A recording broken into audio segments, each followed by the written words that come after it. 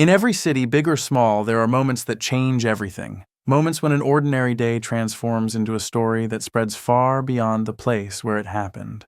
Today's story begins in one of the last places you would expect. A quiet neighborhood pharmacy, the sort of place where people go to pick up medicine, greet familiar faces, and move on with their day. But on this particular morning, something very different unfolded. An elderly woman, soft-spoken, respected, and loved by her community, found herself surrounded by police officers who believed they had finally caught the mysterious dealer they'd been tracking for weeks. She was handcuffed, embarrassed, and publicly judged, all without a shred of real evidence. What the officers didn't know, what nobody knew, was that this woman carried a secret, one connected to someone so famous, so powerful, and so influential that the truth would send shockwaves through the entire police department and the city itself. Because the woman they thought was a criminal was actually the mother of one of the world's most recognizable figures, Dwayne "The Rock" Johnson. Part 1 of this two-part story will take you deep into the misunderstanding, the tension, and the dramatic moments leading up to the reveal that changed everything. And if you're enjoying this story so far, don't forget to like the video and subscribe for more gripping, real-time narratives just like this. Margaret Johnson had lived in Oakwood Heights for more than 30 years. She was known for her warm greetings, her carefully braided silver hair, and her way of remembering every detail about everyone. Birthdays, illnesses, family. Margaret had a way of keeping mental notes that made people feel noticed. Every morning she walked to the pharmacy on Oak Street, a small but busy spot run by a family from the neighborhood. She went there not just to buy medicine, but to talk, smile, and bless the day with her presence. She was, in many ways, the heart of Oakwood Heights. But recently things had changed. There had been whispers in the neighborhood talk about unknown substances being sold discreetly near small shops. The police had been under pressure to clean up the streets, and community leaders demanded action. What Margaret didn't know was that a group of officers had been watching the pharmacy closely for weeks, and when she walked in on that cloudy morning, the officers made a mistake that would soon haunt them. They assumed she was the person behind the activity. Officer Grant, a young cop eager to prove himself, watched from the patrol car parked across the street. He had been frustrated for days, stakeouts, long hours, and nothing to show for it. But today he finally thought he saw something. Margaret walked a large brown handbag and a folded envelope tucked under her arm. It looked harmless, but Grant's tired mind twisted it into evidence. In his head, he imagined illegal substances inside the bag, coded messages in the envelope. Suspicious movement, he whispered into his radio. He didn't even realize he was describing a 78-year-old woman who moved slowly because her knees hurt. Inside the pharmacy, she greeted the pharmacist, chatted for a few minutes about her blood pressure medication, and laughed about how cold the weather had become, but Grant wasn't watching her smile. He only saw her mouth move and assumed she was passing information. As soon as Margaret walked out of the store and adjusted her bag on her shoulder, 3 patrol cars surrounded her. At first she thought it was a misunderstanding. Maybe they were stopping someone else. She looked behind herself, but nobody else was there. "Ma'am, put the bag down," Grant said firmly, stepping forward. Margaret blinked. Is something wrong, officer?" "Put the bag down," he repeated, this time louder. People on the street stopped walking. Phones came out. Someone gasped. Margaret gently placed her brown handbag on the ground and raised her hands slightly. "I don't understand. I only came for my medicine." Grant moved in, grabbed her wrists, and began to cuff her. The entire street froze in shock. "Officer, please," Margaret whispered. "My joints, please be gentle." But Grant didn't listen. He was too focused on his mission, too excited to finally believe he'd caught someone. Chatter swept across the street. "Why are they arresting her?" "That's Miss Margaret. She's harmless." What did she do? But nobody dared approach. Nobody except one person. Samuel, the owner of the pharmacy, rushed outside. Officer, this is a mistake. That woman didn't do anything." Grant didn't care. "Sir, step back. This is an active arrest." "Active?" Samuel shouted. "This is an elderly woman who picks up her heart medication. You're arresting a grandmother." Grant ignored him and reached for Margaret's bag. He dumped the contents onto the hood of the patrol car. Outspilled, a rosary, a bottle of lotion, her medication, a hand-sewn coin purse, and a small folded envelope. Grant grabbed the envelope triumphantly, like he had found gold. "What's this?" he demanded. Margaret swallowed hard. "It's a letter." "To who?" "To my son." Grant opened it. Inside was a handwritten message with neat, careful handwriting. "Proud of you always, my boy. Love, Mom." No names, no details. But Grant refused to admit his mistake. He simply doubled down, insisting that dealers often hide coded messages in personal letters. The crowd booed him. Someone yelled, "Are you crazy? That's an old woman." But Grant was determined not to lose his pride, even as the situation continued to spiral out of control. Margaret sat in the back of the police car, her hands shaking and her eyes brimming with shame. This was a new, frightening experience for her. She gazed at Grant, pleading with him. "Please, let me call my son." Grant rolled his eyes. "Ma'am, we're not done questioning you." Margaret's voice remained calm, but urgent. "But he needs to know where I am," Grant reluctantly agreed, handing her his phone. Margaret dialed a number, hoping her son would answer and clear up this mess. Margaret's voice trembled as she spoke to her son. Grant strained to listen, curious about who was on the other end of the line. "Mom? Why do you sound upset?" the deep voice asked, concern evident. Margaret explained the situation, her words spilling out in a rush. There was a pause, and for a moment Grant wondered if the call had been disconnected. Then the voice spoke again, firmer and more authoritative. Grant's expression transformed from smugness to shock as he realized who he was talking to. Dwayne Johnson's name carried weight, and Grant suddenly felt the gravity of his mistake. "This is Dwayne Johnson," the voice reiterated, "and you're going to explain to me why my mother is in handcuffs." Grant stuttered, trying to form words, but his mind went blank. He glanced at Margaret, who was watching him with a calm, knowing look as if she'd been waiting for this moment. The crowd erupted into murmurs and gasps as the news spread like wildfire. The Rock was on the phone. Margaret, still seated in the police car, observed the commotion with a sense of quiet satisfaction. She trusted her son to resolve the situation, and now everyone else was starting to realize the magnitude of Grant's error. The Rock's anger was palpable, even through the phone. Grant's attempts to justify his actions only made things worse, and he realized he was in way over his head. The crowd was growing restless, and Grant could feel his career slipping away with each passing moment. He knew he had to apologize, but the words stuck in his throat. The line went dead, and Grant was left standing there, holding the phone and facing the consequences of his rash actions. The other officers exchanged uneasy glances, realizing they were about to face the wrath of Dwayne Johnson. The crowd, now fully aware of the situation, grew more agitated, demanding justice for Margaret. Amidst the chaos, Margaret remained composed, a testament to her resilience and strength. The police station transformed into a tense, silent zone as news of the Rock's impending arrival spread. Officers tiptoed around, whispering and casting nervous glances at each other. The captain, furious over the mishandling of Margaret's arrest, stormed out of his office, demanding answers. Grant, realizing before his superior, trying to explain the series of events that led to this moment. But every excuse sounded hollow, and the captain's anger only intensified. The captain's face turned beet red with rage as he grilled Grant. Each question highlighted the officer's incompetence and lack of judgment. Grant's excuses crumbled under the captain's scrutiny, and he realized he had no valid defense. The arrest was a mistake, plain and simple, and now the entire department was facing the fallout. The captain's anger wasn't just about Grant's actions, it was about the potential consequences, including a lawsuit and damage to the police force's reputation. Grant stood there, paralyzed by the weight of his mistake. The captain's words echoed in his mind, each one a harsh reminder of his failure. He couldn't defend himself. He knew he'd messed up, and now the looming presence of the Rock hung over him like a dark cloud.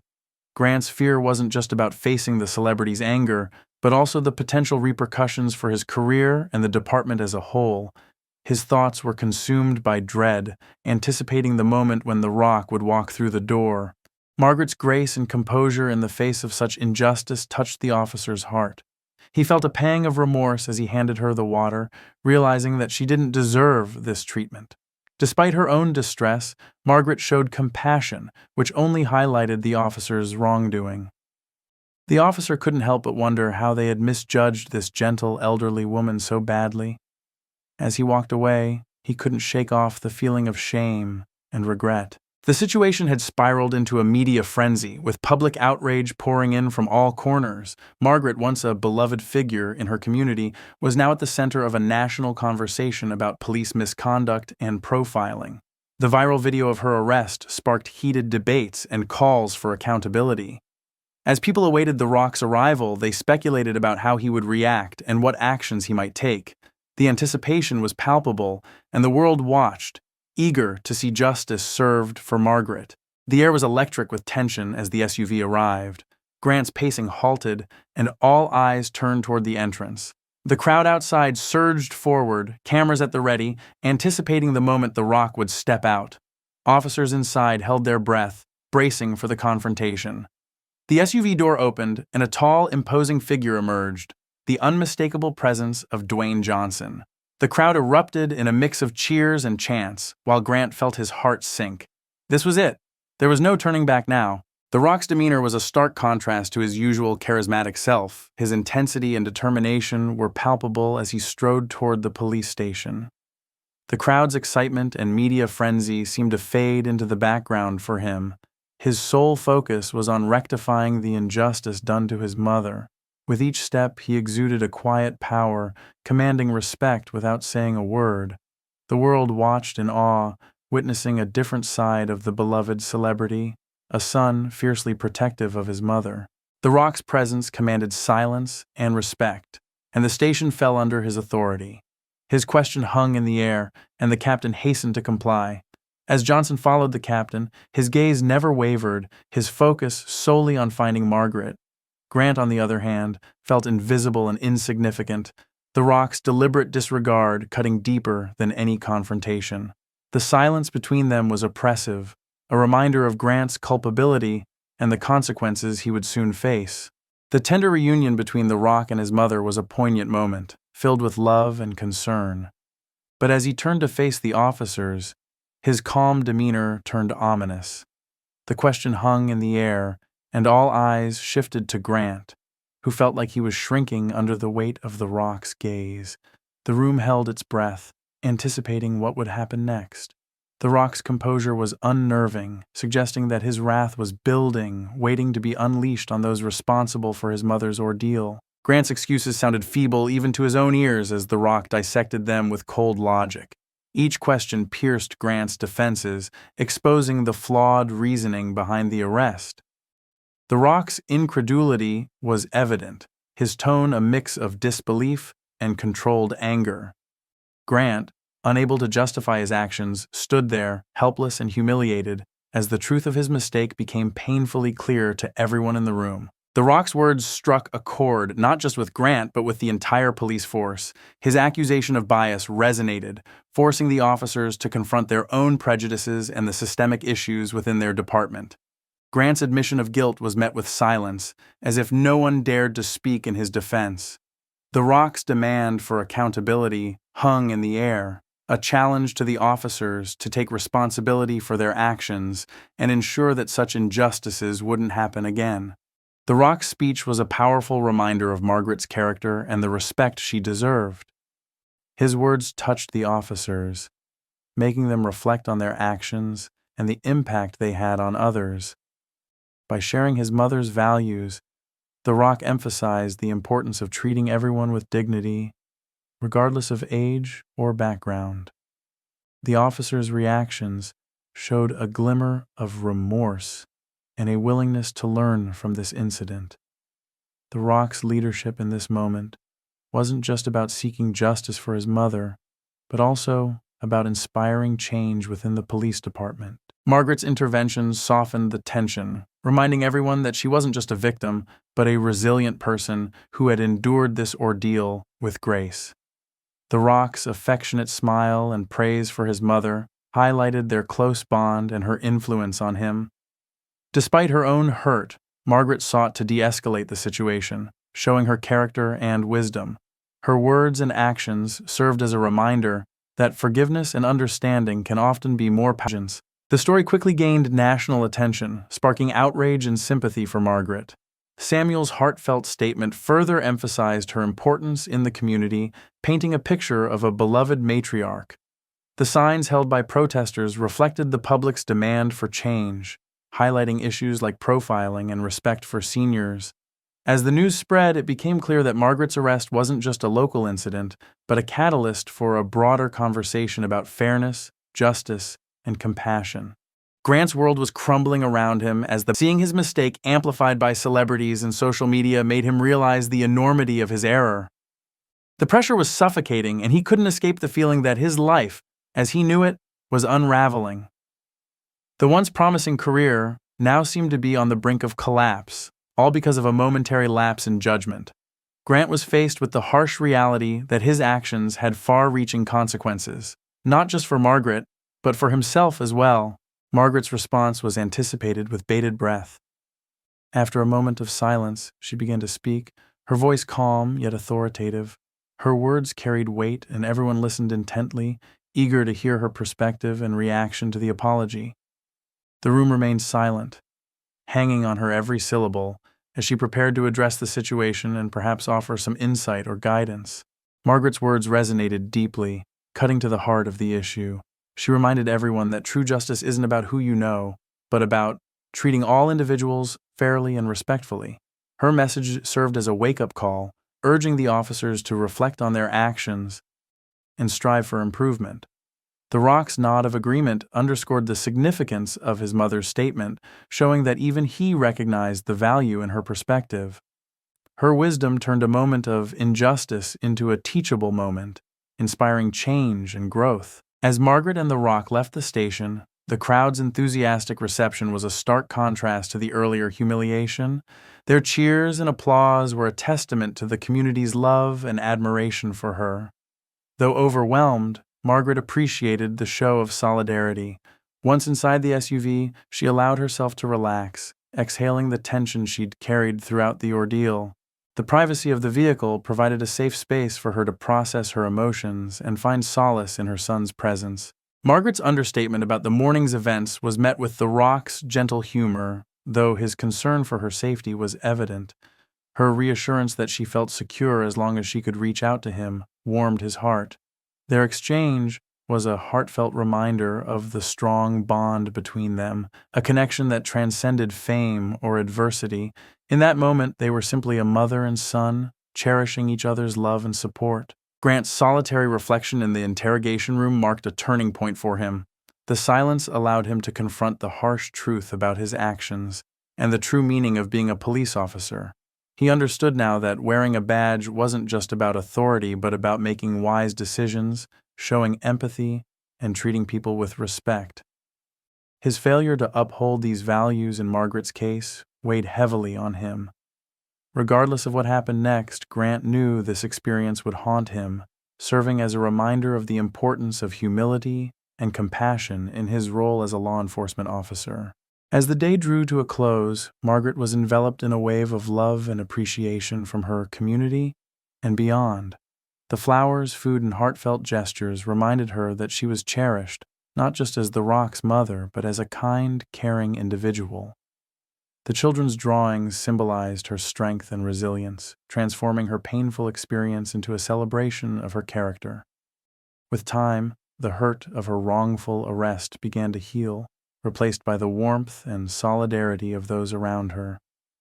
Margaret's story had touched hearts globally, turning a moment of injustice into a testament of community and compassion.